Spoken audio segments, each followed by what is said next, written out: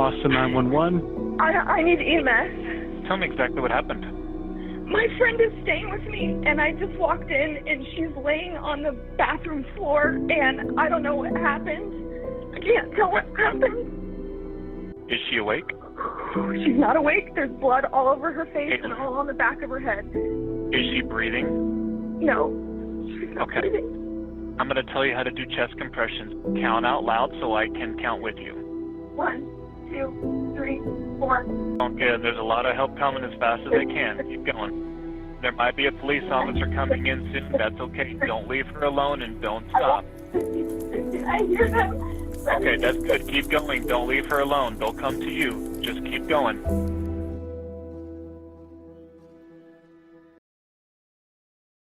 This documentary is made for educational purpose, in hope that important lessons can be learned to prevent similar situation in the future.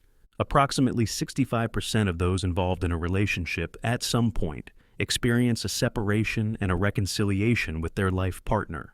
On and off relationships can have negative effects on mental health.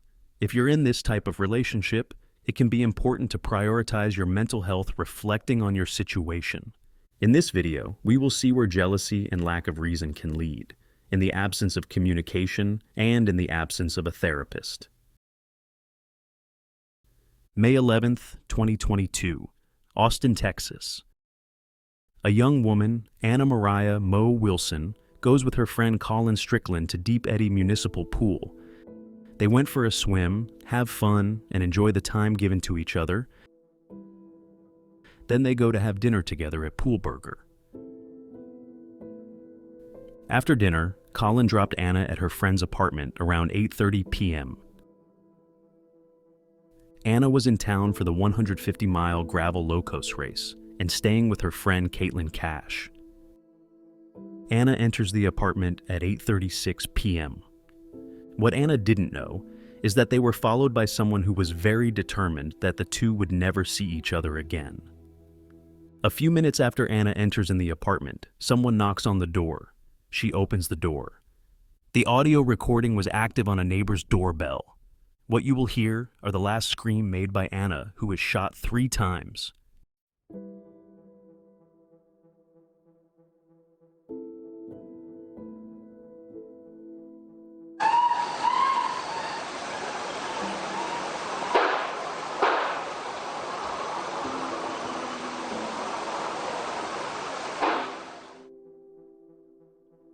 A few minutes before 10 p.m., Caitlin Cash returns home after having dinner with some friends and finds her friend Anna on the floor of the hallway between the kitchen and the bathroom. There is blood everywhere around her. Because of the shock, Caitlin doesn't even realize that her friend has been shot. She seems to have been beaten very badly.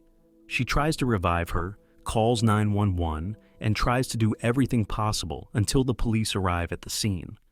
The first police officers arrive at the scene at 10:04 p.m. They find Cash trying to save her friend and in a state of shock. What the police realized as soon as they analyzed Anna's body is that her right hand was raised above her head, and the first bullet pierced her hand while she was still standing. The survival instinct made her raise her right hand, as if she wanted to stop the first bullet. After analyzing the crime scene, they came to the conclusion that doesn't look like any type of burglary or robbery.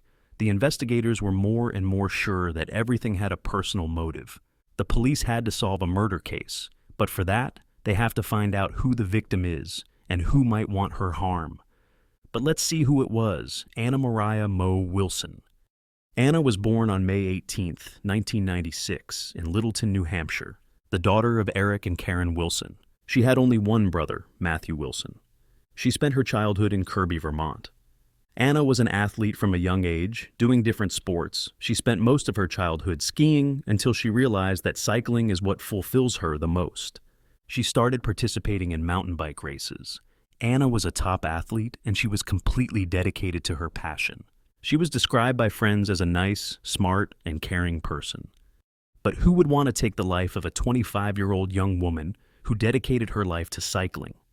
CCTV footage can provide valuable evidence in the event of a crime, and this case is no exception.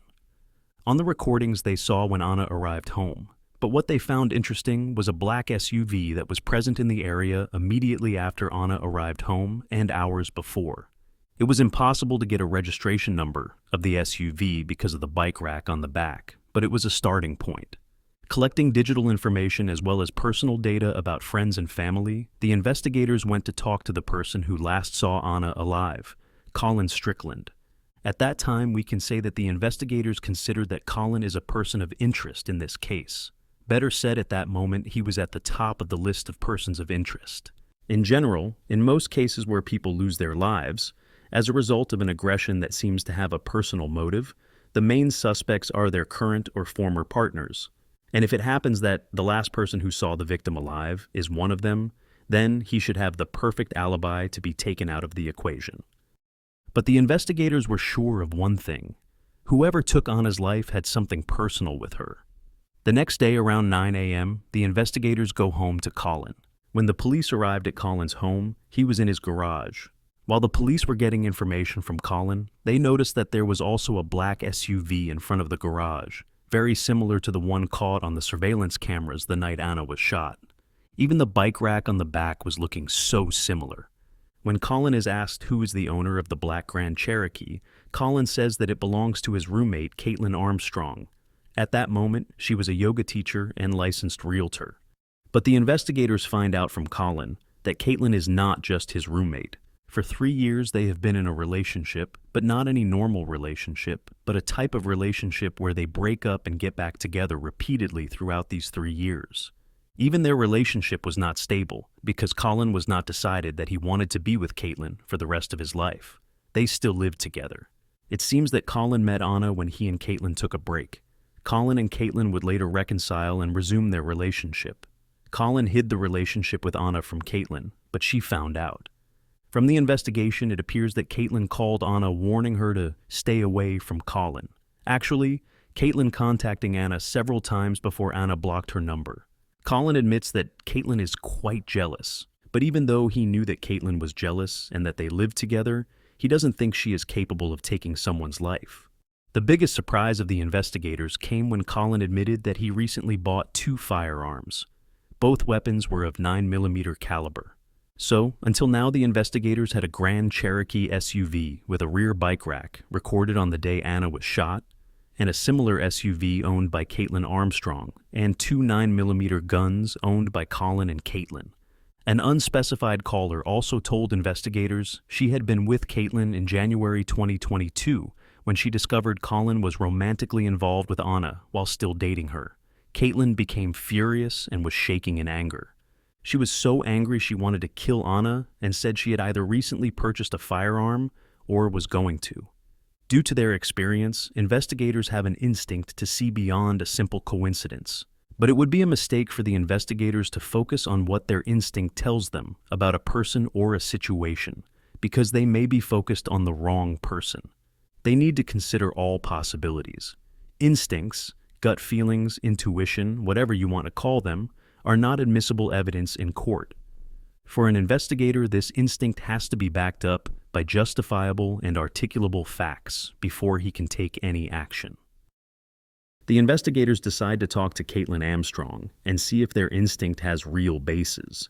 Because they had no direct evidence against her, but only indirect evidence without being able to prove that she was behind the wheel of the SUV on the day Anna was shot, all the investigators could do was try to get some information from her, to observe her reactions, to see if she is willing to cooperate with them in the investigation. Unfortunately, they couldn't get any information from her, and in the absence of a clear proof, they had no way to detain her. In fact, the investigators had the opportunity to detain her for another reason. It seems that Caitlin went to a beauty salon and did not pay for the Botox intervention. There was a warrant in her name, but the bad luck of the investigators was that Caitlin's date of birth was filled in wrongly on the warrant, so it was invalid. Caitlin was free to go home. What the investigators did not know at that moment was that they would not see Caitlin again for several weeks, because once she was released, she would sell her black Jeep Grand Cherokee to a CarMax dealership in South Austin for $12,200 and take flight. Investigators discovered that Caitlin took a flight to New York, to LaGuardia Airport on the 14th of May. Here, they lost track of her. In the last images, she appears in white pants, with a mask on her face and a yoga mat behind.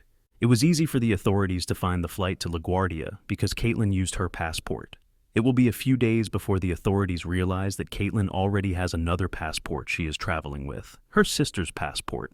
Later, investigators find out that Caitlin was boarded a flight on May 18th from Newark International Airport to San Jose, Costa Rica, using her sister name. Authorities issued an arrest warrant for her on May 19th. Suspecting that Caitlin is still in Costa Rica, the investigators set up a plan to make her come to them.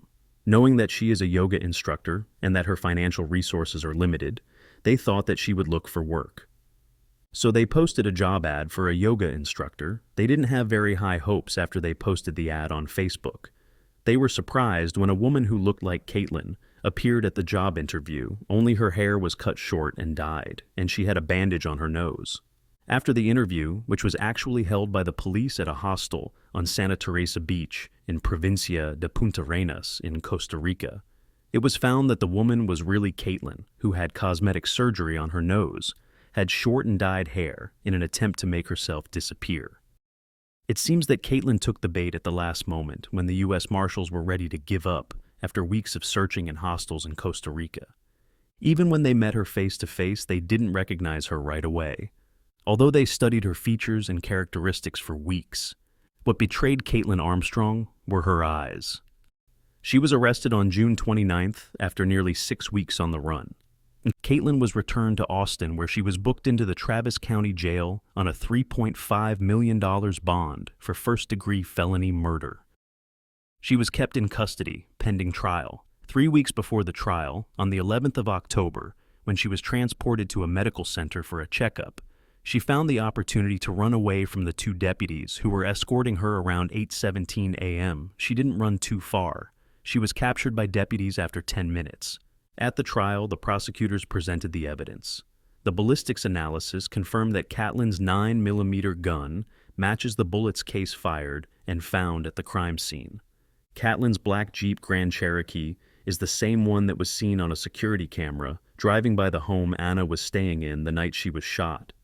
The GPS data shows that Caitlin was near Anna's house that day and the moment when Anna was shot. But what mattered to the jury was that Caitlin's DNA was found on Anna Moriah Wilson's bicycle seat. Inside the jury room, jurors discussed the case by carefully considering the evidence presented in court by all the witnesses, the arguments of the defense and prosecution before delivering their verdict on Thursday, the 16th of November, 2023. Caitlin Armstrong was found guilty of first-degree murder and was sentenced to 90 years in prison with the possibility of parole after 30 years. In 2053, when Caitlin will have her first parole appearance, she will be 65 years old. Anna Mother told the court, from the day she was born, she had a force in her. She lived as if every day was her last day, and she lived it so fully, she never wasted any time. It's as if she knew her life would be short. Until next time, stay safe, take care of yourself and your loved ones.